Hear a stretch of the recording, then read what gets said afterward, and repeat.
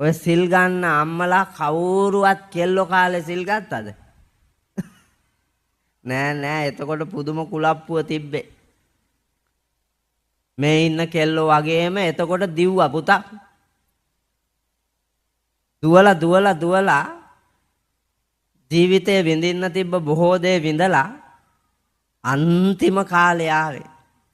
ඒ ඇවිදිල්ලවත් මන් දන්නවා හරියට විහාරස්ථානයකට ඇවිල්ලා සිල් සමාදන් වෙලා වතපිළිවෙතෙහි යෙදিলা පොතපත කියවලා ධර්මයේ ශ්‍රවණය කරලා මේ අන්තිම කාලයේදී වහවහ පින් කුසල් රැස් කරගත යුතුයි කියන උතුම් හැඟීම නැති හින්දා මෙවුන්දලාද අනුමත කළා බුද්ධ කියන එකලු උතුම්ම රත්නය කියලා. බුදුහාමුදුරුවෝ අනුදැන